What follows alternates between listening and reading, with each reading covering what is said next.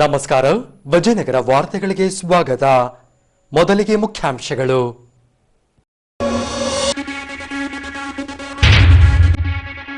ಪ್ರಕಟಗೊಂಡ ಹೊಸಪೇಟೆ ನಗರಸಭೆಯ ವಾರ್ಡ್ವಾರು ಮೀಸಲಾತಿ ಪಟ್ಟಿ. ಚುನಾವಣೆ ನಡೆಸುವ ದಿನಾಂಕ ಮಾತ್ರ ಬಾಕಿ. ಮೂಲಸೌಕರ್ಯದಿಂದ ವಂಚಿತಗೊಂಡ ನಗರದಲ್ಲಿನ ಕೊಳಗೇರಿ ಪ್ರದೇಶಗಳು ಸೌಲಭ್ಯ ಒದಗಿಸುವಂತೆ ನಗರಸಭೆಗೆ ಮನವಿ ಸಲ್ಲಿಸಿದ ಸ್ಲಂ ಜನಾಂದೋಲನ ಕರ್ನಾಟಕ ಸಂಘಟನೆ. ಡಿಸೆಂಬರ್ 10ರಂದು ನಡೆಯಲಿರುವ ವಿಧಾನ ಪರಿಷತ್ ಚುನಾವಣೆ ಅಭ್ಯರ್ಥಿಯ ಗೆಲುವಿಗಾಗಿ ಪ್ರಚಾರ ಕಾರ್ಯ ಆರಂಭಿಸಿದ ಅವಳಿ ಜಿಲ್ಲೆಗಳ ಬಿಜೆಪಿ ಜನಪ್ರತಿನಿಧಿಗಳು. 74ನೇ ವಸಂತಕ್ಕೆ ಕಾಲಿರಿಸಿದ ಧರ್ಮಸ್ಥಳದ ಧರ್ಮಾಧಿಕಾರಿ ವೀರೇಂದ್ರ ಹೆಗಡೆ ತನ್ನಿಮಿತ್ಯ ಹೊಸಪೇಟೆಯ ಶಂಕರಲಿಂಗ ದೇಗುಲಕ್ಕೆ 1 ಲಕ್ಷ ರೂಪಾಯಿ ದೇಣಿಗೆ ಸಮರ್ಪಣೆ. ಹೆಗಡೆಯವರ ಸೇವೆಗೆ ಅಭಿನಂದಿಸಿದ ಎಸ್ಎಲ್ ಚೌಕಿ ಮುಖಂಡರು. ಪಂಪಾ ಸರೋವರದಲ್ಲಿ ನಡೆಯುತ್ತಿರುವ ಅಭಿವೃದ್ಧಿ ಕಾರ್ಯಗಳು ಸ್ಥಳಕ್ಕೆ ಭೇಟಿ ನೀಡಿ ಪ್ರಗತಿ ಪರಿಶೀಲಿಸಿದ ಸಚಿವದ್ವಯರು. ಮರುಜೀವ ಪಡೆದುಕೊಳ್ಳುತ್ತಿರುವ ಪುಷ್ಕರಣಿ. 3 ದಿನಗಳ ಕಾಲ ಹೊಸಪೇಟೆಯಲ್ಲಿ ನಡೆಯಲಿರುವ ಉಶು ಮಾರ್ಷಲ್ ತರಬೇತಿ ಶಿಬಿರ ಕರ್ನಾಟಕ ಉಶು ಅಸೋಸಿಯೇಷನ್ನಿಂದ ಆಯೋಜನೆ. ಉಶು ತರಬೇತಿ ಸರ್ಕಾರಿ ಹುದ್ದೆಗೆ ಸಹಕಾರಿಯಾಗಿದೆ. ಅಂತಾರಾಷ್ಟ್ರೀಯ ಉಶು ತರಬೇತಿದಾರ ಸ್ಪಷ್ಟ. ಇದೀಗ ವಾರ್ತೆಗಳ ವಿವರ.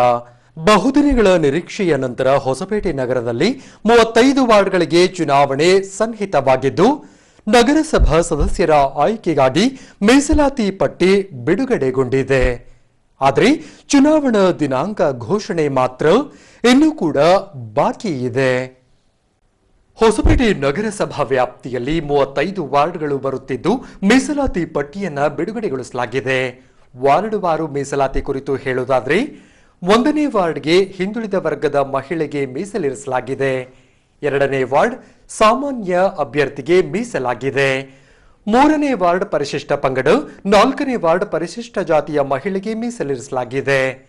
5ನೇ ವಾರ್ಡ್ ಸಾಮಾನ್ಯ, 6ನೇ ವಾರ್ಡ್ ಹಿಂದುಳಿದ ವರ್ಗದ ಎ, 7ನೇ ವಾರ್ಡ್ ಪರಿಶಿಷ್ಟ ಜಾತಿ ಮಹಿಳೆ, 8ನೇ ವಾರ್ಡ್ ಪರಿಶಿಷ್ಟ ಜಾತಿ, 9ನೇ ವಾರ್ಡ್ ಸಾಮಾನ್ಯ ಮಹಿಳೆಗೆ ಮೀಸಲಿರಿಸಲಾಗಿದೆ.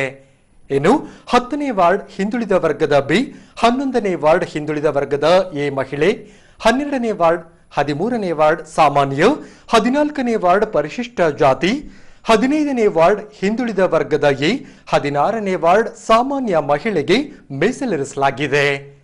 ಇನ್ನು 17ನೇ ವಾರ್ಡ್ ಪರಿಶಿಷ್ಟ ಜಾತಿಗೆ, 18ನೇ ವಾರ್ಡ್ ಸಾಮಾನ್ಯಕ್ಕೆ ಮೀಸಲಾಗಿದೆ. 19ನೇ ವಾರ್ಡ್ ಪರಿಶಿಷ್ಟ ಪಂಗಡದ ಮಹಿಳೆ, 20ನೇ ವಾರ್ಡ್ ಸಾಮಾನ್ಯ, 21ನೇ ವಾರ್ಡ್ ಪರಿಶಿಷ್ಟ ಪಂಗಡದ ಮಹಿಳೆಗೆ ಮೀಸಲಾಗಿದೆ. ಹಿಂದುಳಿದ ವರ್ಗದ ಎ ಅಭ್ಯರ್ಥಿ 22ನೇ ವಾರ್ಡ್ ಪರಿಶಿಷ್ಟ ಜಾತಿ ಮಹಿಳೆಗೆ 23ನೇ ವಾರ್ಡ್ ಮೀಸಲಾಗಿದೆ. ಇನ್ನು 24ನೇ ವಾರ್ಡ್ ಪರಿಶಿಷ್ಟ ಪಂಗಡ, 25ನೇ ವಾರ್ಡ್ ಸಾಮಾನ್ಯ ಮಹಿಳೆ, 26ನೇ ವಾರ್ಡ್ ಸಾಮಾನ್ಯ, 27ನೇ ವಾರ್ಡ್ ಸಾಮಾನ್ಯ ಮಹಿಳೆ, 28 ಮತ್ತು 29ನೇ ವಾರ್ಡ್ ಸಾಮಾನ್ಯ, 30ನೇ ವಾರ್ಡ್ ಸಾಮಾನ್ಯ ಮಹಿಳೆಗೆ ಮೀಸಲಾಗಿದೆ. ಇನ್ನು 31ನೇ ವಾರ್ಡ್ ಪರಿಶಿಷ್ಟ ಪಂಗಡ, 32, 33 ಮತ್ತು 34ನೇ ವಾರ್ಡ್ ಸಾಮಾನ್ಯ ಮಹಿಳೆಗೆ ಮೀಸಲಿರಿಸಲಾಗಿದೆ. ಕೊನೆಯದಾಗಿ 35ನೇ ವಾರ್ಡ್ ಕೂಡ ಸಾಮಾನ್ಯ ಮಹಿಳೆಗೆ ಮೀಸಲಿರಿಸಿ ಆದೇಶ ಹೊರಡಿಸಲಾಗಿದೆ. ಇನ್ನು ಚುನಾವಣೆಯ ದಿನಾಂಕ ಮಾತ್ರ ಘೋಷಣೆಯಾಗಬೇಕಿದೆ. ಹೊಸಪೇಟೆ ನಗರದ ವಿವಿಧ ಏರಿಯಾದಲ್ಲಿ ಬರುವ ಸ್ಲಂ ಪ್ರದೇಶಗಳು ಕನಿಷ್ಠ ಮೂಲ ಸೌಕರ್ಯಗಳಿಂದ ವಂಚಿತಗೊಂಡಿವೆ. ಈ ಹಿನ್ನೆಲೆಯಲ್ಲಿ ಸ್ಲಂ ನಿವಾಸಿಗರಿಗೆ ಮೂಲಸೌಕರ್ಯ ಕಲ್ಪಿಸಿಕೊಡುವಂತೆ ಆಗ್ರಹಿಸಿರುವ ಸ್ಲಂ ಜನಾಂದೋಲನ ಕರ್ನಾಟಕದ ಸಾವಿತ್ರಿಬಾ ಫುಲೆ ಮಹಿಳಾ ಸಂಘಟನೆ ನಗರಸಭೆಗೆ ಮನವಿ ಮೂಲಕ ಒತ್ತಾಯಿಸಿದೆ. ಈ ಅಂಶಕ್ಕೆ ಸಂಬಂಧಿಸಿದಂತೆ ದಿನಾಂಕ 25ರಂದು ಹೊಸಪೇಟೆ ನಗರಸಭೆಗೆ ಆಗಮಿಸಿದ ಸ್ಲಂ ಜನಾಂದೋಲನ ಕರ್ನಾಟಕದ ಸಾವಿತ್ರಿಬಾ ಫುಲೆ ಮಹಿಳಾ ಸಂಘಟನೆ ಪೌರಾಯುಕ್ತ ಮನ್ಸೂರ್ ಅಲಿ ಅವರಿಗೆ ಮನವಿ ಸಲ್ಲಿಸಿ ಕೊಳಗೇರಿ ಪ್ರದೇಶದಲ್ಲಿ ಚರಂಡಿ, ರಸ್ತೆ, ಕುಡಿಯುವ ನೀರಿನ ವ್ಯವಸ್ಥೆ ಮತ್ತು ಶೌಚಾಲಯಗಳನ್ನು ನಿರ್ಮಿಸಿಕೊಡಬೇಕೆಂದು ಮನವಿ ಮೂಲಕ ಆಗ್ರಹಿಸಿದ್ದಾರೆ. ಅದೇ ರೀತಿ ಸ್ಲಂ ನಿವಾಸಿಗರೊಂದಿಗೆ ಕುಂದುಕೊರತೆ ಕುರಿತಾಗಿ ಸಭೆ ನಡೆಸಬೇಕೆಂದು ಮನವಿ ಮೂಲಕ ಕೋರಿಕೊಂಡಿದ್ದಾರೆ. ಇನ್ನು 24ನೇ ವಾರ್ಡ್ ಎಳವರ ಓಣಿಯಲ್ಲಿನ ಮನೆಗಳು ಇತ್ತೀಚೆಗೆ ಸುರಿದ ಮಳೆಯಿಂದಾಗಿ ಮನೆಯ ಗೋಡೆಗಳು ತೇವಾಂಶಗೊಂಡು ಬೀಳುವ ಸ್ಥಿತಿಯಲ್ಲಿವೆ. ಹಾಗಾಗಿ ಮನೆಗಳಿಗೆ ಶೀಟ್ ವಿತರಿಸಬೇಕು ಅಥವಾ ಮನೆ ನಿರ್ಮಿಸಲು ಧನ ಸಹಾಯ ಕಲ್ಪಿಸಿ ಮೂಲಸೌಕರ್ಯ ಒದಗಿಸಿಕೊಡುವಂತೆ ಕೋರಿಕೊಂಡಿದ್ದಾರೆ. 24ನೇ ವಾರ್ಡ್ ಎಳೂರು ಓಣಿ ಎಂಬಿಟಿ ಪೆಟ್ರೋಲ್ ಬ್ಯಾಂಕ್ ಆಪೋಸಿಟ್ ಓಣಿಯಲ್ಲಿ ಹಿಂದುಗಡೆ 8-10 ಗುಡಿಸಲ ಇದಾವೆ. ಒಂದೊಂದು ಮನೆಯಲ್ಲಿ 10 ಜನ ವಾಸ ಮಾಡ್ತಾ ಇದ್ದಾರೆ. ಅವು ಗುಡಿಸಲ ನೋಡಿದ್ರೆ ಬೀಳೋ ಪರಿಸ್ಥಿತಿಯಲ್ಲಿದೆ. ಒಂದು 5-6 ದಿನ ಕೆಳಗಡೆ ಮನೆ ಬಂದಿದ್ದಕ್ಕೋಸ್ಕರ ಫುಲ್ ಮನೆಯಲ್ಲೆಲ್ಲ ನೀರು ಬರ್ತಾ ಇದ್ದಾವೆ. ತುಂಬ ಸಮಸ್ಯೆ ಆಗ್ತಾ ಇದೆ. ಅಲ್ಲಿ ರಸ್ತೆ ಇಲ್ಲ, ಚರಂಡಿ ಇಲ್ಲ, ಯೂಜುಡಿ ಪ್ರಾಬ್ಲಮ್ ಇದೆ, ಕಸ ತಗೊಳಕ್ಕೆ ಇಲ್ಲ. ಅವ್ರು ದಿನ ಕೂಲಿ ಮಾಡ್ತಾರೆ. ಹೂವಣ್ಣು ವ್ಯಾಪಾರ ಮಾಡಿಬಿಟ್ಟು ಅವರು ಬಿಡಿ ಮೇಲೆ ನಡೆಸ್ತಾ ಇದ್ದಾರೆ. ಅವ್ರ ಹತ್ರ ಮನೆ ಕಟ್ಕೊಳ್ಳೋಕ್ಕೂ ದುಡ್ಡಿಲ್ಲ. ಅಷ್ಟು ತುಂಬ ಸಮಸ್ಯೆ ಆಗ್ತದೆ. ಅದಕ್ಕೆ ನಗರಸಭೆಗೆ ಒಂದು ಮನವಿ ಕೊಟ್ಟಿದ್ವಿ. ಕಮಿಷನರ್ ಬಂದು ವಿಸಿಟ್ ಮಾಡ್ತೀನಿ ಅಂತ ಹೇಳಿದ್ದಾರೆ. ಅವ್ರು ವಿಸಿಟ್ ಮಾಡಿ ಬಂದು ಏನು ಕ್ರಮ ತೊಗೊಂಡ್ರೆ ಅದ್ರ ಮೇಲೆ ಬಿಟ್ಟಿದ್ವಿ. ನಮ್ಮದು 24ನೇ ವಾರ್ಡು ಎಳೂರು ಓಣಿ. ನಮಗೆ ಭಾಳ ಸಮಸ್ಯೆ ಇದೆ. ಮಳೆ ಬಂದು ಊಟಿಗಳು ಆಗ್ಬಿಟ್ಟಾವ ಮನೆಗಳಾಗ. ಒಂದು ಮನೆ ಅಂತ ಬಿದ್ದೇ ಹೋಗ್ಬಿಟ್ಟೈತಿ. ಆ ಹುಡುಗಿಗೆ ಯಾರು ಇಲ್ಲ, ನಮಗೆ ಬರೋಂಗಿಲ್ಲ, ಅಧಿಕಾರಿಗಳು ನೋಡೋಂಗಿಲ್ಲ. ಚರಂಡಿ ಸಮಸ್ಯೆ ಐತಿ. ಚರಂಡಿಗಳೆಲ್ಲ ಮುಚ್ಚಾಕೊಂಡು ಇದು ಕಟ್ಬಿಟ್ಟಾರ, ಮನೆಗಳು ಕಟ್ಬಿಟ್ಟಾರ. ನೀರು ಹೋಗೋಕೆ ಪ್ರಾಬ್ಲಮ್ಮು. ಅಂಡರ್ಗ್ರೌಂಡು ಬ್ಲ್ಯಾಕ್ ಆಗ್ಬಿಟ್ಟೈತಿ, ಅದು ಸಮೇತ ಇಲ್ಲ. ಕರೆಂಟ್ ಇಲ್ಲ ನಮ್ಮ ಏರಿಯಾದಲ್ಲಿ. ನಾವು ಭಾಳ ಸಮಸ್ಯೆಯಲ್ಲಿದ್ದೀವಿ. ಬಂದು ಮಾಡಿಕೊಟ್ಟು ಹೋಗೋದು. ಡಿಸೆಂಬರ್ 10ರಂದು ರಾಜ್ಯದ 26 ಜಿಲ್ಲೆಗಳಲ್ಲಿ ವಿಧಾನ ಪರಿಷತ್ ಚುನಾವಣೆ ನಡೆಯಲಿದೆ. ಈ ಭಾಗವಾಗಿ ಅವಳಿ ಜಿಲ್ಲೆಯಲ್ಲಿ ಬಿಜೆಪಿ ಅಭ್ಯರ್ಥಿಯಾಗಿ ಸ್ಪರ್ಧಿಸಿರುವ ಸತೀಶ್ ಅವರ ಪರವಾಗಿ ಬಿಜೆಪಿ ವರಿಷ್ಠರು, ಸಚಿವರು, ಸಂಸದರು ಹಾಗೂ ಶಾಸಕರು ಪ್ರಚಾರ ಕಾರ್ಯ ಆರಂಭಿಸಿದ್ದಾರೆ. ಹೀಗೆ ದಿನಾಂಕ 24ರಂದು ಬಿಜೆಪಿ ಅಭ್ಯರ್ಥಿ ಸತೀಶ್ ಅವರ ಪರವಾಗಿ ಸಿರುಗುಪ್ಪದಲ್ಲಿ ಪ್ರಚಾರ ಕಾರ್ಯ ಕೈಗೊಳ್ಳಲಾಗಿ ವೇದಿಕೆ ಮೇಲಿನ ಗಣ್ಯರಿಂದ ದೀಪ ಬೆಳಗಿಸುವ ಮೂಲಕ ಪ್ರಚಾರ ಕಾರ್ಯಕ್ರಮಕ್ಕೆ ಚಾಲನೆ ನೀಡಲಾಯಿತು. ಆರಂಭದಲ್ಲಿ ಅಭ್ಯರ್ಥಿ ಸತೀಶ್ ಅವರಿಂದ ಮತ ಯಾಚಿಸಲಾಯಿತು. ನನಗೆ ಪಾರ್ಟಿಯವರು ಒಂದು ಚಾನ್ಸ್ ಕೊಟ್ಟಿದ್ದಾರೆ ಈ MLC ಚುನಾವಣೆಗೆ. ಅದಕ್ಕೋಸ್ಕರ ನಾನು ನಿಮ್ಮ ಹತ್ರ ಎಲ್ಲರನ್ನ ರಿಕ್ವೆಸ್ಟ್ ಮಾಡೋದು ಏನಂದರೆ, ತಾವೆಲ್ಲರೂ ನನಗೆ ವೋಟ್ ಹಾಕಿ ನಮ್ಮ ಪಾರ್ಟಿನ ಜಯಗೊಳಿಸಿ ಅಂತ ಕೇಳ್ತಾ ಇದ್ದೀನಿ. ಎಲ್ಲರಿಗೆ ನಮಸ್ಕಾರ. ಈ ಸಂದರ್ಭದಲ್ಲಿ ಸಿರುಗುಪ್ಪ ಶಾಸಕ ಸೋಮಲಿಂಗಪ್ಪನವರು ಮಾತನಾಡಿ, ಕಳೆದ 60 ವರ್ಷಗಳ ಹಿಂದೆ ವೀರಶೈವ ವಿದ್ಯಾವರ್ಧಕ ಸಂಘಕ್ಕೆ ವಿಧಾನ ಪರಿಷತ್ ಅಭ್ಯರ್ಥಿ ಸತೀಶ್ ಅವರ ತಾತ ಮಹಾಬಲೇಶಪ್ಪನವರು ಬಳ್ಳಾರಿಯಲ್ಲಿ 100 ಎಕರೆ ಜಮೀನು ನೀಡಿದ್ದರು. ಇಂತಹ ದಾನಿಗಳ ಕುಟುಂಬದಿಂದ ಬಂದ ಸತೀಶ್ ಅವರಿಗೆ ಬಿಜೆಪಿ ವರಿಷ್ಠರು ಟಿಕೆಟ್ ನೀಡಿರುವುದು ಸಂತಸದ ಸಂಗತಿ. ಇಂತಹ ಅಭ್ಯರ್ಥಿಗಳ ಗೆಲುವಿಗೆ ನಾವು ಶ್ರಮಿಸಬೇಕೆಂದು ಕರೆ ನೀಡಿದರು. ಸುಮಾರು 60-70 ವರ್ಷದ ಹಿಂದೆ ಅವರು ಅವರ ಮೊಮ್ಮಗನಾಗಿರ್ತಕ್ಕಂಥ ಸತೀಶ್ರವರು ಅವತ್ತಿನ ಆ ಒಂದು ಸಂದರ್ಭದಲ್ಲಿ ಮಹಾಬಳೇಶ್ವರಪ್ಪನವರು ಅಂತಂದ್ರೆ ದಾನಿಗಳು. ಇವತ್ತು ಬಳ್ಳಾರಿಯಲ್ಲಿ ವೀರಶೈವ ವಿದ್ಯಾವರ್ಧಕ ಸಂಘಕ್ಕೆ ಸುಮಾರು 100 ಎಕರೆ ಭೂಮಿನ ದಾನವಾಗಿ ಕೊಟ್ಟಿರ್ತಕ್ಕಂಥದ್ದು. ಅಂತ ಒಬ್ಬ ಮಹಾದಾನಿಗಳು ಇವತ್ತು ನಮ್ಮ ಪಕ್ಷಕ್ಕೆ ಬಂದು ನಮ್ಮ ಪಕ್ಷದ ವ್ಯವಸ್ಥೆಯಲ್ಲಿ ಒಂದು ಬಿ ಪಾರ್ಕ್ನ ತೆಗೆದುಕೊಂಡು ನಮ್ಮ ಪಕ್ಷದ ಹಿರಿಯರು ಈ ಒಂದು ಕಣಕ್ಕ ವಿಧಾನ ಪರಿಷತ್ ಕಣಕ್ಕ ನಿಲ್ಲಿಸಿದ್ದಾರೆ. ಹಾಗಾಗಿ ನಾನು ಸುಳ್ಳಲ್ಲ, ಮತ್ತೊಮ್ಮೆ ಪಕ್ಷಕ್ಕೆ ನಾನು ಧನ್ಯವಾದಗಳು ಹೇಳ್ತಾ ಇದ್ದೀನಿ. ಯಾಕಂದ್ರೆ ಅಂತ ಒಂದು ಅಭ್ಯರ್ಥಿನ ನಮ್ಮ ಪಕ್ಷಕ್ಕೆ ಕಾರ್ಯತಂತ್ರದಿಂದ ನಿಲ್ಲಿಸಿರೋದು. ಪಕ್ಷ ಒಂದು ಶಿಸ್ತು ಬದ್ಧತೆಯಿಂದ ಕೂಡಿರ್ತಕ್ಕಂಥ ಪಕ್ಷ. ಇವತ್ತು ಸಿರುಗುಪ್ಪ ತಾಲೂಕಿನಲ್ಲಿ 544 ಮತದಾರರಿದ್ದಾರೆ. 554 ಮತದಾರರಿದ್ದಾರೆ. ನಿಮ್ಮೆಲ್ಲರ ಆಶೀರ್ವಾದದಿಂದ, ನಿಮ್ಮೆಲ್ಲರ ಕೃಪೆಯಿಂದ, ನಿಮ್ಮೆಲ್ಲರ ಹೋರಾಟದ ಫಲದಿಂದ ನನಗನ್ನಿಸ್ತದೆ 544 ಏನು ಮತ ಇದಾವಲ್ಲ, ಕನಿಷ್ಠ 400 ಮತಗಳು ಬಂದೇ ಬರ್ತಾವೆ. ಅದಕ್ಕೆ ತಾವು ನಾಚ್ದಾಡ್ತಾರೆ, ನಾವು ನಾಚ್ದಾಡ್ತಾರೆ. ಆ ವ್ಯವಸ್ಥೆಯಲ್ಲಿ ಇವತ್ತು ನಾವು ಮುಂದುವರಬೇಕಾಗಿದೆ. ನಂತರ ಪ್ರವಾಸೋದ್ಯಮ ಸಚಿವ ಆನಂದ್ ಸಿಂಗ್ ರವರು ಮಾತನಾಡಿ, ಯಾವುದೇ ಯೋಜನೆಯ ಅನುಮೋದನೆ ಪಡೆಯಬೇಕೆಂದಲ್ಲಿ ವಿಧಾನಸಭೆಯಿಂದ ವಿಧಾನ ಪರಿಷತ್ಗೆ ಕಳಿಸಿ ಅನುಮೋದನೆ ಪಡೆಯಬೇಕಿದೆ. ಹೀಗೆ ವಿಧಾನಸಭೆ ಎಂಬ ಬಂಡಿಗಾಲಿಗೆ ಈಗಾಗಲೇ ಕಡಾಣಿ ಹಾಕಲಾಗಿದೆ. ಸದ್ಯ ವಿಧಾನ ಪರಿಷತ್ ಎಂಬ ಬಂಡಿಗಾಲಿಗೆ ಕಡಾಣಿ ಹಾಕಬೇಕಾದ ಅವಶ್ಯವಿದೆ. ಹಾಗಾಗಿ ಬಿಜೆಪಿ ಅಭ್ಯರ್ಥಿಯನ್ನ ಆರಿಸಿ ತರಬೇಕಿದೆ ಎಂದು ತಿಳಿಸಿದರು. ಗ್ರಾಮದಿಂದ ಹಿಡಿದು ಹಳ್ಳಿಯಿಂದ ಹಿಡಿದು ದಿಲ್ಲಿವರೆಗೆ ಇವತ್ತು ಯಾವುದಾದ್ರೂ ಸರ್ಕಾರ ಇದೆ ಅಂದ್ರೆ ಅದು ಬಿಜೆಪಿ ಸರ್ಕಾರ ಅನ್ನೋದನ್ನ ನಾವು ಯಾರೂ ಮರಿಬಾರ್ದು. ಇಂಥ ಸಂದರ್ಭ ಯಾವತ್ತೂ ಬಂದಿಲ್ಲ ಈ ಇತಿಹಾಸದಲ್ಲಿ, ಹಳ್ಳಿಯಿಂದ ದಿಲ್ಲಿವರೆಗೆ ಅಂತೇಳಿ. ಇವತ್ತು ನಮ್ಮ ಬಿಜೆಪಿ ಸರ್ಕಾರ ಹಳ್ಳಿಯಿಂದ ಹಿಡಿದು ದಿಲ್ಲಿವರೆಗೆ ಇವತ್ತು ವಿಧಾನಸಭೆಯಲ್ಲಿ ನಾವು ನಮ್ಮ ಬಹುಮತದಿಂದ ನಾವು ಸರ್ಕಾರದ ಯೋಜನೆಗಳನ್ನ ಜನರಿಗೆ ತಲುಪಿಸುವ ರೀತಿಯಲ್ಲಿ ಚರ್ಚೆ ಮಾಡಿ, ಅದು ರೈತರ ಸಮಸ್ಯೆ ಆಗಿರ್ಬೋದು, ಉದ್ಯೋಗದ ಸಮಸ್ಯೆ ಆಗಿರ್ಬೋದು, ಆರ್ಥಿಕದ ಸಮಸ್ಯೆ ಆಗಿರ್ಬೋದು, ನೀರಾವರಿಯ ಸಮಸ್ಯೆ ಆಗಿರ್ಬೋದು, ವಸತಿಯ ಸಮಸ್ಯೆ ಆಗಿರ್ಬೋದು, ಇದನ್ನೆಲ್ಲ ಚರ್ಚೆ ಮಾಡಿ ವಿಧಾನ ಪರಿಷತ್ತಿಗೆ ನಾವು ಅನುಮೋದನೆಗೆ ಕಳಿಸ್ಬೇಕಾಗುತ್ತೆ. ಆ ಅನುಮೋದನೆ ಸಿಗಬೇಕಂದಾಗ ಅಲ್ಲಿಗೆ ನಮ್ಮ ಬಹುಮತ ಇರಬೇಕಾಗುತ್ತೆ, ಇಲ್ಲಿ ಮೇಲ್ಮನೆ. ಆದ್ರೆ ಇವತ್ತು ಆ ಎರಡು ಗಾಲಿ ಬಂಡಿಗೆ, ಎರಡು ಗಾಲಿಗೆ, ಒಂದು ಗಾಲಿಗೆ ವಿಧಾನಸಭೆಗೆ ಕಡಾಣಿ ಹಾಕೊಂಡಿವಿ. ವಿಧಾನ ಪರಿಷತ್ ಗಾಲಿ ಎಲ್ಲ ಇದೆ, ಕಡಾಣಿ ಎಲ್ಲ ಇದೆ. ಹೌದಾ ಇಲ್ಲ? ಯೋಜನೆಗಳಲ್ಲಿ ನಾವೇನು ಹಿಂದೆ ಬಿದ್ದಿಲ್ಲ.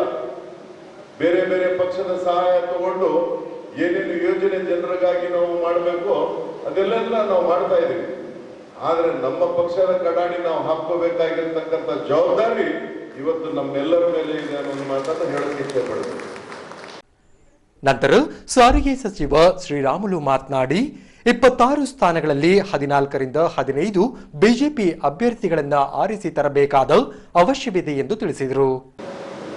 ಭಾರತೀಯ ಜನತಾ ಪಾರ್ಟಿ ನಮ್ಮೆಲ್ಲರ ಆಶೀರ್ವಾದದಿಂದ ಸುಮಾರು 25 ವಿಧಾನ ಪರಿಷತ್ತಿನ ಚುನಾವಣೆಗಳಲ್ಲಿ ನಡೀತಿದ್ದಾವೋ 25 ವಿಧಾನ ಪರಿಷತ್ ಚುನಾವಣೆಗಳಲ್ಲಿ 15 ಸ್ಥಾನಗಳಲ್ಲಿ ಗೆಲ್ಲಬೇಕಂದ್ರೆ ಒಂದು ಪ್ರಯತ್ನವನ್ನು ಮಾಡ್ತಾ ಇದ್ದೀವಿ. ಯಾಕಂದ್ರೆ ನಿನ್ನೆ ತಾನೇ ಒಂದು ನಮ್ಮ YM ಸತೀಶ್ ಅವರು ನಾಮಪತ್ರವನ್ನು ಸಲ್ಲಿಸಿದಾರ.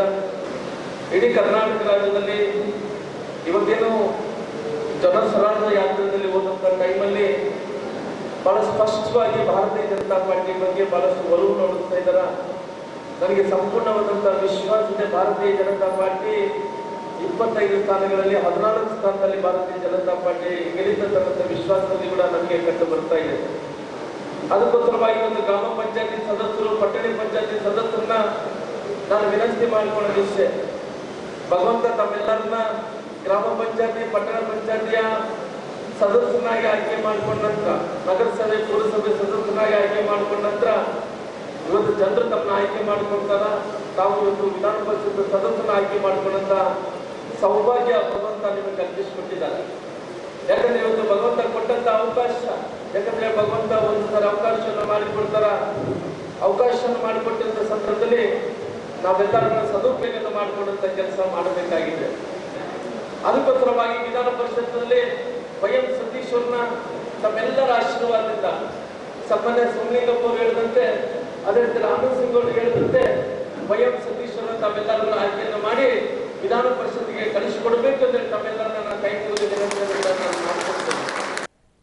ಧರ್ಮಸ್ಥಳದ ಮಂಜುನಾಥ ಸ್ವಾಮಿ ದೇಗುಲದ ಧರ್ಮಾಧಿಕಾರಿ ವೀರೇಂದ್ರ ಹೆಗ್ಗಡೆಯವರು 73 ವಸಂತಗಳನ್ನು ಪೂರೈಸಿ 74ನೇ ವಸಂತಕ್ಕೆ ಪಾದಾರ್ಪಣೆ ಮಾಡಿದ್ದಾರೆ. ಇವರು ತಮ್ಮ ಜನ್ಮದಿನದ ಸವಿನೆನಪಿನಾರ್ಥ ಹೊಸಪೇಟೆಯ ಸಿದ್ದಲಿಂಗಪ್ಪ ಚೌಕಿಯಲ್ಲಿ ಬರುವ ಶಂಕರಲಿಂಗ ದೇಗುಲದ ಜೀರ್ಣೋದ್ಧಾರಕ್ಕಾಗಿ 1 ಲಕ್ಷ ರೂಪಾಯಿ ದೇಣಿಗೆ ನೀಡಿದ್ದಾರೆ. ಸಾರ್ವಜನಿಕರಿಗೆ ಉತ್ತಮ ಸಂಸ್ಕಾರ ಹಾಗೂ ಧಾರ್ಮಿಕ ಪರಂಪರೆಯನ್ನ ಸಾರಿಕೊಂಡು ಬರುತ್ತಿರುವ ರಾಜ್ಯದಲ್ಲಿನ ಶ್ರದ್ಧಾ ಕೇಂದ್ರಗಳ ಜೀರ್ಣೋದ್ಧಾರಕ್ಕೆ ಧರ್ಮಸ್ಥಳದ ಧರ್ಮಾಧಿಕಾರಿ ಡಾಕ್ಟರ್ ವೀರೇಂದ್ರ ಹೆಗ್ಗಡೆಯವರು ಪ್ರಸಾದ ರೂಪದಲ್ಲಿ ಇಂತಿಷ್ಟು ಧನ ಸಹಾಯ ಮಾಡಿಕೊಂಡು ಬರುತ್ತಿದ್ದಾರೆ. ಹೀಗೆ ಹೊಸಪೇಟೆಯ ಸಿದ್ದಲಿಂಗಪ್ಪ ಚೌಕಿಯಲ್ಲಿ ಬರುವ ಜಡೆ ಶಂಕರಲಿಂಗ ದೇವಸ್ಥಾನದ ಜೀರ್ಣೋದ್ಧಾರಕ್ಕಾಗಿ 1 ಲಕ್ಷ ಮೊತ್ತದ ಚೆಕ್ ಅನ್ನು ದೇಗುಲದ ಆಡಳಿತ ಮಂಡಳಿಗೆ ದಿನಾಂಕ 25ರಂದು ಹಸ್ತಾಂತರಿಸಲಾಯಿತು. ಈ ವೇಳೆ ದೇಗುಲದ ಜೀರ್ಣೋದ್ಧಾರ ಸಮಿತಿಯ ಅಧ್ಯಕ್ಷ ವೀರಣ್ಣನವರು ಸೇರಿದಂತೆ ಈ ಭಾಗದ ಯುವ ಮುಖಂಡ ಕೇಬಲ್ ತಿಮ್ಮಪ್ಪನವರು ಹೆಗ್ಗಡೆಯವರ ಸಮಾಜಮುಖಿ ಕಾರ್ಯಕ್ಕೆ ಅಭಿನಂದನೆ ತಿಳಿಸಿದ್ದಾರೆ. ಇವತ್ತಿನ ಶ್ರೀ ಧರ್ಮಸ್ಥಳ ವೀರೇಂದ್ರ ಹೆಗ್ಗಡೆಯವರ ಹುಟ್ಟುದಿನದ 74ನೇ ವರ್ಷದ ಹುಟ್ಟು ದಿವಸದ ಸಂದರ್ಭದಲ್ಲಿ ಈ ಒಂದು ನಮ್ಮ ದೇವಸ್ಥಾನಕ್ಕೆ ಜಡಶಂಕರಲಿಂಗ ದೇವಸ್ಥಾನ ಜೀರ್ಣೋದ್ಧಾರ ಸಂಘ 9ನೇ ವಾರ್ಡ್ ಸಿದ್ಧಲಿಂಗಪ್ಪ ಚೌಕಿಯಲ್ಲಿರ್ತಕ್ಕಂಥ ಪುರಾತನ ದೇವಸ್ಥಾನಕ್ಕೆ ಶ್ರೀ ಧರ್ಮಸ್ಥಳ ವೀರೇಂದ್ರ ಹೆಗ್ಗಡೆಯವರು ನಮ್ಮ ದೇವಸ್ಥಾನಕ್ಕೆ ಅನುದಾನವಾಗಿ 1 ಲಕ್ಷ ರೂಪಾಯಿಯನ್ನು ಕೊಟ್ಟಿರುತ್ತಾರೆ. ಈ ಜೀರ್ಣೋದ್ಧಾರಕ್ಕಾಗಿಯೇ 1 ಲಕ್ಷ ರೂಪಾಯಿಯನ್ನು ಕೊಟ್ಟಿರುತ್ತಾರೆ. ಮತ್ತು ಗೋಪುರ ನಿರ್ಮಾಣ, ಆಮೇಲೆ ದೇವಸ್ಥಾನ ಪೂರ ಶಿಥಲಗೊಂಡಿರೋದರಿಂದ ವೀರೇಂದ್ರ ಹೆಗ್ಗಡೆಯವರು 1 ಲಕ್ಷ ರೂಪಾಯಿಯನ್ನು ಕೊಟ್ಟಿರ್ತಾರೆ. ಜಡಶಂಕರಲಿಂಗ ದೇವಸ್ಥಾನಕ್ಕೆ ನಾವು ನಮಸ್ಕರಿಸುತ್ತಾ ಈ ಒಂದು ಸೇವಾ ಟ್ರಸ್ಟ್ ಏನಿಲ್ಲಿ ಮೊದಲಿನಿಂದಲೂ ಇದ್ರ ಬಗ್ಗೆ ಆಗು ಹೋಗು ಭಾಳಷ್ಟು ವರ್ಷಗಳಿಂದ ಪುರಾತನ ದೇವಸ್ಥಾನ ನಮ್ಮ ಓಣಿಗೆ ಈ ಒಂದು ದೇವಸ್ಥಾನ ಮೊದಲಿಗೆ ಇಲ್ಲಿ ಸುತ್ತಮುತ್ತಲು ಯಾವುದೇ ಮನೆಗಳು ಏನಿರಲಿಲ್ಲ. ಒಂದು ರೀತಿ ಪೂರ್ತಿ ಕಾಡಿದು, ಊರಿಂದ ಇಲ್ಲಿಗೆ ಬರಬೇಕು ಅಂತ ಒಂದು ಪರಿಸ್ಥಿತಿಯಿಂದನೂ ಈಗ ಜನಸಂದಣಿ ಆದಂಗೆಲ್ಲ ಇದನ್ನು ಒಂದು ರೀತಿ ಇಂಪ್ರೂವ್ಮೆಂಟ್ ಮಾಡ್ಕೊತ ಅಲ್ಲಿಂದ ಇಲ್ಲಿವರೆಗೆ ಎಲ್ಲ ನಡೆಸ್ಕೊತ ಬರ್ತಾ ಇದ್ದಾರೆ. ಆ ಟ್ರಸ್ಟ್ನವ್ರಿಗೆ ನಾವು ಧನ್ಯವಾದಗಳು ತಿಳಿಸ್ತೇವೆ. ಹಾಗೂ ಈ ಒಂದು ನಮ್ಮ ಈ ಒಂದು ಜಡಶಂಕರಲಿಂಗೇಶ್ವರ ದೇವಸ್ಥಾನಕ್ಕೆ ಜೀರ್ಣೋದ್ಧಾರಕ್ಕಾಗಿ ಶ್ರೀ ಧರ್ಮಸ್ಥಳ ಮಂಜುನಾಥ ಸಂಘ ವತಿಯಿಂದ ಈ ಒಂದು ದೇವಸ್ಥಾನಕ್ಕೆ 1 ಲಕ್ಷ ರೂಪಾಯಿ ದೇಣಿಗೆ ಕೊಟ್ಟಿರೋದು ಇದು ಒಂದು ಒಳ್ಳೆಯ ಒಂದು ಸೇವೆ ಆಗಿದೆ. ಅವರು ಇದೇ ರೀತಿಯಾಗಿ ಇದು ಒಂದೇ ಸೇವೆ ಅಲ್ಲದೆ ಎಲ್ಲ ಮಹಿಳೆಯರು ತಾವು ಒಂದು ಸ್ವಾವಲಂಬಿ ಆಗಬೇಕು, ತಮ್ಮ ಸ್ವಂತ ಕಾಲ ಮೇಲೆ ನಿಂತ್ಕೋಬೇಕು ಅಂತೇಳಿ ಅವರಿಗೆಲ್ಲ ಒಂದು ಯಾವುದೋ ಒಂದು ಹಣ ಸಾಲದ ರೂಪದಲ್ಲಿ ಕೊಡ್ತಾ ಅವರು ತಮ್ಮ ಒಂದು ಅಭಿವೃದ್ಧಿ ಮಾಡ್ಕೊಳ್ತಾ ಹೋಗ್ಬೇಕಂತೇಳಿ ಅವ್ರಿಗೆಲ್ಲರಿಗೂ ಒಂದು ಒಳ್ಳೆ ಸಹಕಾರ ನೀಡ್ತಾ ಬೇರೆ ಬೇರೆ ಎಲ್ಲ ಕ್ಷೇತ್ರದಲ್ಲೂ ವೀರೇಂದ್ರ ಹೆಗ್ಗಡೆ ಅವರು ತಾವು ತಮ್ಮ ಒಂದು ಆ ಒಂದು ಶ್ರಮ ಎಲ್ಲರೂ ತಮ್ಮ ಒಂದು ಏಳಿಗೆ ಆಗಲಿ, ಎಲ್ಲರೂ ಸಮಾಜದಲ್ಲಿ ಮುಂದೆ ಬರಲಿ, ಆರೋಗ್ಯ ದೃಷ್ಟಿ ಇರ್ಬೋದು, ವಿದ್ಯಾದಾನ ಇರಲಿ, ಪ್ರತಿಯೊಂದರಲ್ಲೂ ಅವರು ಒಂದು ತಮ್ಮ ಒಂದು ದೇಣಿಗೆನ ನಡೆಸ್ತಾ ಬಂದಿದ್ದಾರೆ. ಅವರಿಗೆ ನಾವು ಭಾಳಷ್ಟು ಧನ್ಯವಾದಗಳನ್ನು ತಿಳಿಸ್ತೇವೆ. ಹಾಗೂ ಈ ದಿನ ಅವರ 74ನೇ ಹುಟ್ಟುಹಬ್ಬ ಇರುವುದು ನಮ್ಮ ಒಂದು ವಿಶೇಷ. ಈ ಒಂದು ದೇವಸ್ಥಾನಕ್ಕೆ ಅವರು ದೇಣಿಗೆ ಕೊಟ್ಟಿರೋದು ಇದರ ಒಂದು ಭಕ್ತಿಗೆ ಒಂದು ನಿದರ್ಶನ ಅಂತ ಹೇಳ್ಬೋದು. ಅದೇ ರೀತಿ ಅಧ್ಯಕ್ಷರು ಈರಣ್ಣವರು, ಹಾಗೂ ಕಾರ್ಯದರ್ಶಿಯವರು, ಆಮೇಲೆ ಎಲ್ಲ ಸದಸ್ಯರು ಈ ಒಂದು ದೇವಸ್ಥಾನಕ್ಕೆ ತಮ್ಮ ಒಂದು ಎಷ್ಟು ಸೇವೆ ಆಗುತ್ತೆ ಅಷ್ಟು ಸೇವೆ ಮಾಡ್ತಾ ಎಲ್ಲರೂ ತಮ್ಮ ಭಕ್ತಿಯನ್ನು ತೋರಿಸ್ಕೊಂತ ಒಂದು ಒಳ್ಳೆಯ ಒಂದು ಭಕ್ತಿ ಒಂದು ಪ್ರದೇಶ ಆಗಿ ಈ ಒಂದು ದೇವಸ್ಥಾನ ನಮ್ಮ ಓಣಿಯಲ್ಲಿ ಇನ್ನು ಮುಂದೆ ಇಲ್ಲಿ ಹೆಚ್ಚಿನ ರೀತಿಯಲ್ಲಿ ಬೆಳೀಲಿ, ಎಲ್ಲರೂ ಇದಕ್ಕೊಂದು ಒಳ್ಳೆಯ ಅನುದಾನ ಕೊಟ್ಟು ಬೆಳೆಸ್ಬೇಕಂತೇಳಿ ನಾವಿಲ್ಲಿ ಕೇಳ್ಕೊತೇವೆ. ಜೊತೆಗೆ ಡಾಕ್ಟರ್ ವೀರೇಂದ್ರ ಹೆಗ್ಗಡೆಯವರಿಗೆ 74ನೇ ವರ್ಷದ ಹುಟ್ಟುಹಬ್ಬದ ಶುಭ ಹಾರೈಸಿದ್ದಾರೆ. ನಂತರ ಧರ್ಮಸ್ಥಳ ಗ್ರಾಮಾಭಿವೃದ್ಧಿ ಯೋಜನೆಯ ಕ್ಷೇತ್ರ ಯೋಜನಾಧಿಕಾರಿ ರಾಘವೇಂದ್ರ ಮಾತನಾಡಿ, ಶ್ರದ್ಧಾ ಕೇಂದ್ರಗಳು ತಮ್ಮ ಶಕ್ತಿಯನ್ನ ಕಳೆದುಕೊಳ್ಳಬಾರದು, ಅವು ಆಕರ್ಷಣೀಯವಾಗಿರಬೇಕೆಂಬ ಉದ್ದೇಶದಿಂದ ದೇಗುಲದ ಜೀರ್ಣೋದ್ಧಾರಕ್ಕಾಗಿ ಡಾಕ್ಟರ್ ವೀರೇಂದ್ರ ಹೆಗ್ಗಡೆಯವರು ಪ್ರಸಾದ ರೂಪದಲ್ಲಿ ಇಂತಿಷ್ಟು ದೇಣಿಗೆಯನ್ನ ನೀಡಿಕೊಂಡು ಬರುತ್ತಿದ್ದಾರೆ. ಜಡೇಶಂಕರಲಿಂಗ ದೇಗುಲದ ಆಡಳಿತ ಮಂಡಳಿಯ ಕೋರಿಕೆ ಮೇರೆಗೆ ದೇಗುಲದ ಜೀರ್ಣೋದ್ಧಾರಕ್ಕಾಗಿ 1 ಲಕ್ಷ ರೂಪಾಯಿಯನ್ನ ಪ್ರಸಾದ ರೂಪದಲ್ಲಿ ಹಸ್ತಾಂತರಿಸಲಾಗಿದೆ ಎಂದು ತಿಳಿಸಿದರು. ತಮಗೆಲ್ಲ ಗೊತ್ತಿರೋ ಹಾಗೆ ಧರ್ಮಸ್ಥಳ ಚತುರ್ಧಾನಗಳಿಗೆ ಹೆಸರುವಾಸಿಯಾದಂಥ ಕ್ಷೇತ್ರ. ಅದರಲ್ಲಿ ವಿಶೇಷವಾಗಿ ಪೂಜ್ಯ ಧರ್ಮಾಧಿಕಾರಿಯವರು ನಾಡಿನಾದ್ಯಂತ ಇರತಕ್ಕಂಥ ಶ್ರದ್ಧಾ ಕೇಂದ್ರಗಳು ವ್ಯವಸ್ಥಿತವಾಗಿರಬೇಕು, ಚೆನ್ನಾಗಿರಬೇಕು, ಅದೊಂದು ಆಕರ್ಷಣೀಯ ಸ್ಥಳವಾಗಿರಬೇಕು, ಅವರ ಶಕ್ತಿಯನ್ನು ಕಳ್ಕೊಳ್ಬಾರ್ದು ಅನ್ನೋವಂಥ ಉದ್ದೇಶಕ್ಕೆ ಸಾರ್ವಜನಿಕರೇ ಸಹಯೋಗದಿಂದ ಆಸಕ್ತಿಯಿಂದ ಎಲ್ಲೆಲ್ಲೆಲ್ಲ ದೇವಸ್ಥಾನಗಳನ್ನು ಸ್ವಯಂ ಇಚ್ಛೆಯಿಂದ ನಿರ್ಮಾಣ ಮಾಡೋದಕ್ಕೆ ಪ್ರಾರಂಭ ಮಾಡ್ತಾರೋ ಅಂತಲ್ಲಿ ಕ್ಷೇತ್ರದ ವತಿಯಿಂದ ಒಂದು ದೇಣಿಗೆಯಾಗಿ ಕಾಣಿಕೆಯಾಗಿ ಪ್ರಸಾದ ರೂಪದಲ್ಲಿ ಅಲ್ಪ ಸ್ವಲ್ಪ ಮೊತ್ತದ ಮನ್ನ ನೀಡಿ ಅದಕ್ಕೆ ಪ್ರೇರಣೆಯನ್ನು ಕೊಟ್ಟು ಶ್ರದ್ಧಾ ಕೇಂದ್ರವನ್ನು ಇನ್ನೂ ಚೆನ್ನಾಗಿ ಮಾಡೋದಕ್ಕೆ ಅವರಿಗೆ ಆ ಸಮಿತಿಯವರಿಗೆ ಸಾರ್ವಜನಿಕರಿಗೆ ಪ್ರೋತ್ಸಾಹ ಕೊಡ್ತಾ ಇರತಕ್ಕಂಥದ್ದು ನಾಡಿನಾದ್ಯಂತ ನಡೀತಾ ಇದೆ. ಆ ನಿಟ್ಟಿನಲ್ಲಿ ಶ್ರೀ ಜಡಶಂಕರಲಿಂಗೇಶ್ವರ ದೇವಸ್ಥಾನದವರು ನಮ್ಮ ಹತ್ರ ಏನು ಮನವಿಯನ್ನು ಸಲ್ಲಿಸಿದಾಗ ಅದಕ್ಕೆ ಬೇಕಾದಂಥ ಪದ್ಧತಿಯ ಪ್ರಕಾರ ನಾವು ಸುಮ್ಮನೆ ಪ್ರಾರಂಭದ ಹಂತದಲ್ಲಿ ದೇವಸ್ಥಾನಕ್ಕೆಗಳಿಗೆ ದೇವನಿಗೆಯನ್ನು ಕೊಡೋದಿಲ್ಲ. 75% ಕೆಲಸ ಆಗಿದೆ. ಟೀಮ್ನವರು ಉತ್ತಮ ರೀತಿಯ ಆಸಕ್ತಿಯನ್ನು ಹೊಂದಿದ್ದಾರೆ. ಅದಕ್ಕೆ ಬೇಕಾದಂಥ ಪೂರಕ ವ್ಯವಸ್ಥೆಯನ್ನು ಅವರು ಮಾಡ್ಕೊಂಡಿದ್ದಾರೆ.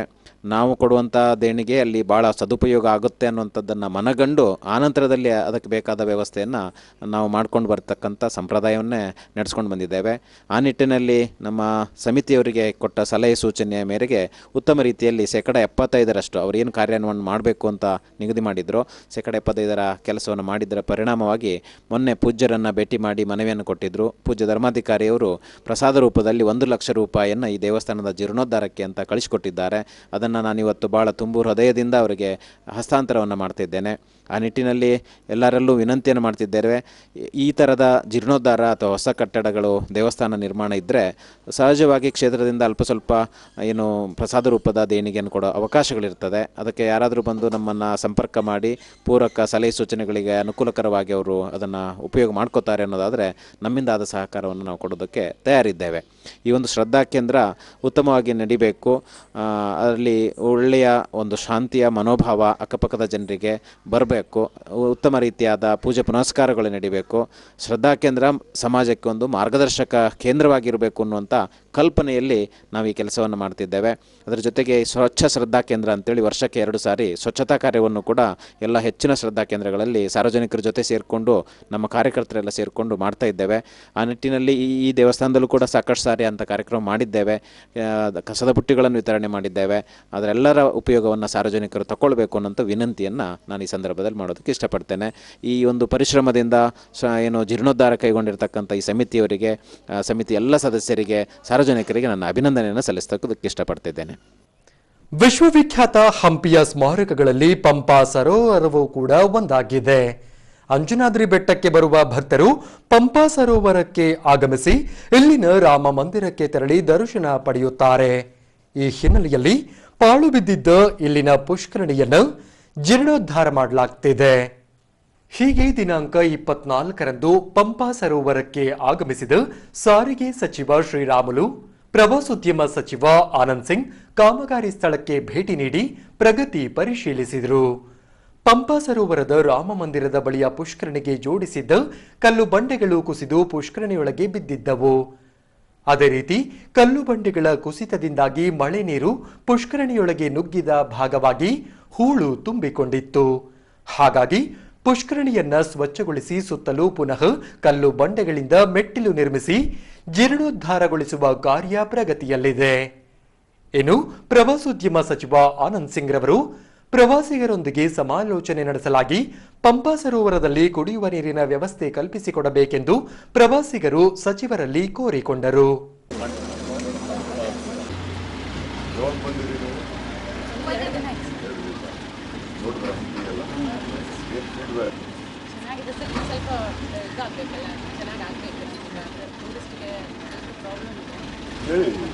ಅದಕ್ಕೆ ಸಾಹೇಬ್ರು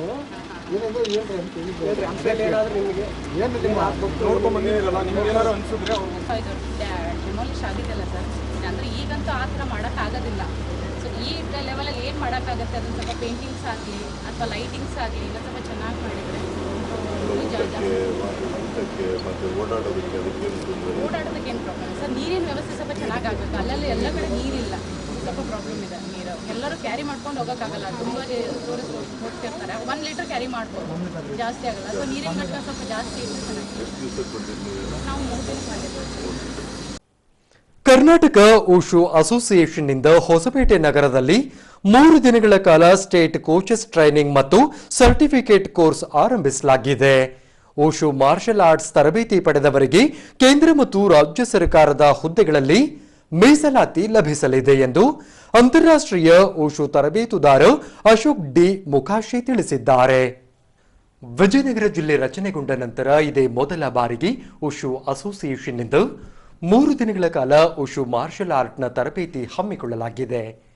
ಈ ವೇಳೆ ಅಂತಾರಾಷ್ಟ್ರೀಯ ಉಷು ತರಬೇತುದಾರ ಅಶೋಕ್ ಡಿ ಮುಖಾಶಿ ಅವರು ಮಾತನಾಡಿ, ಉಷು ಮಾರ್ಷಲ್ ಆರ್ಟ್ ಇತರೆ ಮಾರ್ಷಲ್ ಆರ್ಟ್ಗಿಂತ ವಿಭಿನ್ನವಾಗಿದೆ. ಉಷು ರಾಜ್ಯ ಮತ್ತು ರಾಷ್ಟ್ರ ಮಟ್ಟದಲ್ಲಿ ಮಾನ್ಯತೆ ಪಡೆದಿದೆ. ಉಷು ತರಬೇತಿ ಪಡೆದವರಿಗೆ ಸರ್ಕಾರಿ ಹುದ್ದೆಯಲ್ಲಿ 2% ಮೀಸಲಾತಿ ಕಲ್ಪಿಸಲಾಗಿದೆ. ಅದೇ ರೀತಿ ರಾಷ್ಟ್ರ ಮಟ್ಟದ ಪ್ರಶಸ್ತಿಗಳು ಉಷು ತರಬೇತಿ ಪಡೆದವರಿಗೆ ಲಭಿಸಲಿವೆ ಎಂದು ಸ್ಪಷ್ಟಪಡಿಸಿದರು. ಇವತ್ತಿನಿಂದ 3 ದಿವಸ ಹೊಸಪೇಟೆಯಲ್ಲಿ ಉಷು ತರಬೇತಿದಾರರ ತರಬೇತಿ ಶಿಬಿರವನ್ನು ಕರ್ನಾಟಕ ರಾಜ್ಯ ಉಷು ಸಂಸ್ಥೆಯು ಆಯೋಜಿಸಿದೆ. ಉಷು ಈ ಜಿಲ್ಲೆಗೆ ಹೊಸ ಕ್ರೀಡೆಯಾಗಿದೆ.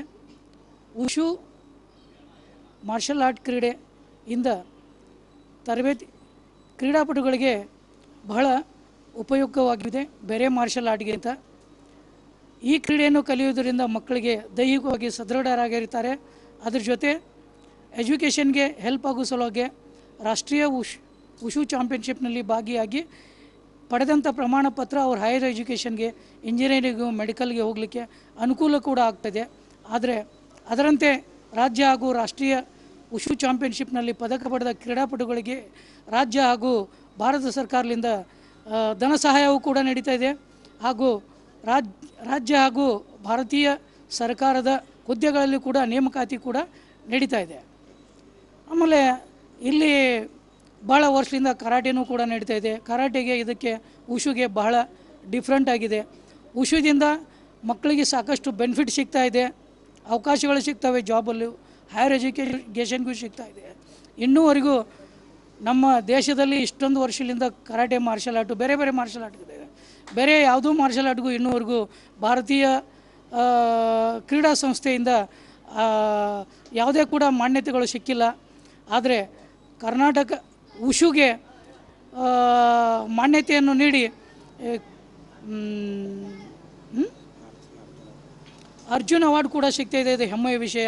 ಹಾಗೆ ತರಬೇತಿದಾರರಿಗೆ ಹಾಗೂ ದ್ರೋಣಾಚಾರ್ಯ ಅವಾರ್ಡು ಕೂಡ ಸಿಗ್ತಾ ಇದೆ.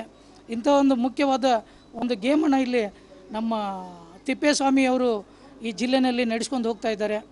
ಜಿಲ್ಲೆಯಲ್ಲಿ ಡೆವಲಪ್ಮೆಂಟ್ ಆಗೋಸ್ಕರ ಇವತ್ತಿನ ದಿವಸದಿಂದ ನಮ್ಮ ತರಬೇತಿ ಶಿಬಿರ 3 ದಿವಸ ಇಲ್ಲಿ ನಡೀತಾ ಇದೆ. ನಂತರ ವಿಜಯನಗರ ಜಿಲ್ಲಾ ಉಷು ತರಬೇತುದಾರರಾದ ತಿಪ್ಪೇಸ್ವಾಮಿಯವರು ಮಾತನಾಡಿ, ಕಳೆದ 5 ವರ್ಷಗಳಿಂದ ಉಷು ತರಬೇತಿ ಕುರಿತು ಪರಿಚಯಿಸಿಕೊಡಲಾಗುತ್ತಿದೆ. ಆಸಕ್ತರು ಉಷು ತರಬೇತಿ ಪಡೆದು ಸರ್ಕಾರಿ ಹುದ್ದೆಗಳನ್ನು ಪಡೆಯಲು ಅವಕಾಶವಿದೆ ಎಂದು ತಿಳಿಸಿದರು. ಸರಿಸುಮಾರು 15 ವರ್ಷದಿಂದ ಟ್ರೆಡಿಷನಲ್ ಗುಂಪು ಅಭ್ಯಾಸ ಮಾಡ್ತಾ ಈಗ 5 ವರ್ಷದಿಂದ ಈ ಉಷುವನ್ನು ನಾವು ನಮ್ಮ ಜಿಲ್ಲೆಗೆ ಪರಿಚಯ ಮಾಡ್ತಾ ಇದ್ದೀವಿ. ಈ ಉಷಿಗೆ ಇರುವಂಥ ಬೆನಿಫಿಟ್ಸ್ ಏನಂದರೆ, ನಮ್ಮ ರಾಜ್ಯದ ಎಷ್ಟೋ ಸ್ಪೋರ್ಟ್ಸ್ ಮಕ್ಕಳು ತುಂಬ ನಿರಾಶ್ರಿತರಾಗಿ ಯಾವುದೇ ಒಂದು ಸೀಟ್ಗಳಲ್ಲಾಗಲಿ ಬಹಳ ಕಷ್ಟವಾಗ್ತಾ ಇದೆ. ಅದು ಡೈರೆಕ್ಟಾಗಿ ಡೊನೇಷನ್ ಕೊಟ್ಟು ಸೀಟ್ ಪಡೆಯಲಿಕ್ಕೆ ಈ ಒಂದು ಸ್ಪೋರ್ಟ್ಸಲ್ಲಿ ಭಾಗಿಯಾದಂಥ ಕ್ರೀಡಾಪಟುಗಳಿಗೆ ಮತ್ತು ಸರ್ಟಿಫಿಕೇಟ್ ಹೊಂದಿರುವಂಥ ಕ್ರೀಡಾಪಟುಗಳಿಗೆ ಡೈರೆಕ್ಟಾಗಿ ಮತ್ತು ರಾಜ್ಯ ಸರ್ಕಾರ 2% ಉದ್ಯೋಗ ಯೋಜನೆಯಲ್ಲಿ ಈ ಒಂದು ನಮ್ಮ ಉಷು ಸಂಸ್ಥೆಯು ಮೀಸಲಾತಿಯಲ್ಲಿ ಭಾಗಿಯಾಗಿದೆ. ಅದೇ ರೀತಿಯಿಂದ ಅವಕಾಶಗಳು ಸಿಗ್ತಾ ಇದ್ದಾವೆ. ನಮ್ಮ ಭಾಗದಲ್ಲಿ ತುಂಬ ವರ್ಷಗಳಿಂದ ಬೇರೆ ಸ್ಪೋರ್ಟ್ಸಲ್ಲಿರುವಂಥ ಮಕ್ಕಳು ಸ್ವಲ್ಪ ಈ ಕಡೆ ಉಷು ಕಡೆ ಬಂದು ಜಾಯಿನ್ ಆಗಿ ಮತ್ತು ಅತಿ ಎತ್ತರಕ್ಕೆ ಬೆಳೆಯುವಂಥ ಅವಕಾಶ ತುಂಬ ಇದೆ. ನ್ಯಾಷನಲ್ ಲೆವೆಲ್ ಆಗಲಿ, ಇಂಟರ್ನ್ಯಾಷನಲ್ ಮತ್ತು ಒಲಿಂಪಿಕಲ್ಲೂ ಸಹ ಈ ಒಂದು ಉಷು ಸಂಸ್ಥೆಯು ಮಾನ್ಯತೆ ಪಡೆದಿದೆ. ಅದೇ ರೀತಿಯಿಂದ ನಮ್ಮ ಪ್ರಪಂಚದಲ್ಲಿ ಭಾರತದಲ್ಲಿ ಮೊದಲನೇದಾಗಿ ಕ್ರೀಡಾಪಟುಗಳಿಗೆ 4 ಅವಾರ್ಡ್ ಸಿಕ್ಕಿದೆ. ಅದು ಅರ್ಜುನ್ ಅವಾರ್ಡು ಮತ್ತು ಕೋಚಸ್ ಅಂದರೆ ತರಬೇತಿದಾರರಿಗೂ ಸಹ ದ್ರೋಣಾಚಾರ್ಯ ಅವಾರ್ಡು ನಮ್ಮ ಉಷು ಪಟುಗಳಿಗೆ ಸಿಕ್ಕಿದೆ. ಈ ಒಂದು ಮಾನ್ಯತೆ ಇರುವಂಥ ಉಷು ಕ್ರೀಡೆಯನ್ನು ನಮ್ಮ ಎಲ್ಲ ಜಿಲ್ಲಾದ ಕ್ರೀಡಾಪಟುಗಳು ಕಲೀಲೆಂದು ಈ ಒಂದು ಕ್ಷಣದಲ್ಲಿ ಹೇಳ್ತಾ ಇದ್ದೀವಿ. ಅದೇ ರೀತಿಯಿಂದ 3 ದಿನ ಒಂದು ಟ್ರೈನಿಂಗ್ ಕೋಚ್ ಕ್ಯಾಂಪ್ ಇದೆ, ಅದು ಯಶಸ್ವಿ ಆಗಲಿ ಅಂತಂದೇಳಿ ಕೇಳ್ಕೊಳ್ತಾ ಇದ್ದೀನಿ. ಕೊನೆಯಲ್ಲಿ ಮತ್ತೊಮ್ಮೆ ವಾರ್ತೆಗಳ ಮುಖ್ಯಾಂಶಗಳು.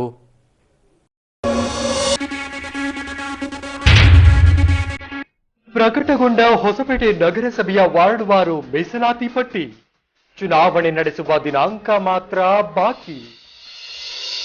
ಮೂಲಸೌಕರ್ಯದಿಂದ ವಂಚಿತಗೊಂಡ ನಗರದಲ್ಲಿನ ಕೊಳಗೇರಿ ಪ್ರದೇಶಗಳು ಸೌಲಭ್ಯ ಒದಗಿಸುವಂತೆ ನಗರಸಭೆಗೆ ಮನವಿ ಸಲ್ಲಿಸಿದ ಸ್ಲಂ ಜನಾಂದೋಲನ ಕರ್ನಾಟಕ ಸಂಘಟನೆ. ಡಿಸೆಂಬರ್ 10ರಂದು ನಡೆಯಲಿರುವ ವಿಧಾನ ಪರಿಷತ್ ಚುನಾವಣೆ ಅಭ್ಯರ್ಥಿಯ ಗೆಲುವಿಗಾಗಿ ಪ್ರಚಾರ ಕಾರ್ಯ ಆರಂಭಿಸಿದ ಅವಳಿ ಜಿಲ್ಲೆಗಳ ಬಿಜೆಪಿ ಜನಪ್ರತಿನಿಧಿಗಳು. 74ನೇ ವಸಂತಕ್ಕೆ ಕಾಲಿರಿಸಿದ ಧರ್ಮಸ್ಥಳದ ಧರ್ಮಾಧಿಕಾರಿ ವೀರೇಂದ್ರ ಹೆಗಡೆ. ತನ್ನಿಮಿತ್ತ ಹೊಸಪೇಟೆಯ ಶಂಕರಲಿಂಗ ದೇಗುಲಕ್ಕೆ 1 ಲಕ್ಷ ರೂಪಾಯಿ ದೇಣಿಗೆ ಸಮರ್ಪಣೆ. ಹೆಗಡೆಯವರ ಸೇವೆಗೆ ಅಭಿನಂದಿಸಿದ ಎಸ್ಎಲ್ ಚೌಕಿ ಮುಖಂಡರು. ಪಂಪಾ ಸರೋವರದಲ್ಲಿ ನಡೆಯುತ್ತಿರುವ ಅಭಿವೃದ್ಧಿ ಕಾರ್ಯಗಳು ಸ್ಥಳಕ್ಕೆ ಭೇಟಿ ನೀಡಿ ಪ್ರಗತಿ ಪರಿಶೀಲಿಸಿದ ಸಚಿವದ್ವಯರು.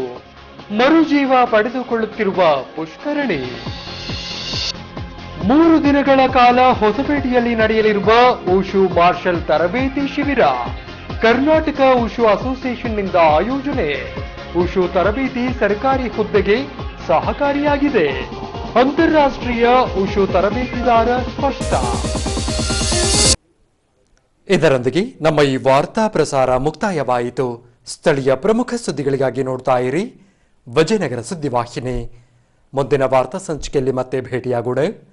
ವಂದನೆಗಳೊಂದಿಗೆ ಮಂಜುನಾಥ್ ಉಪ್ಪಾರ್.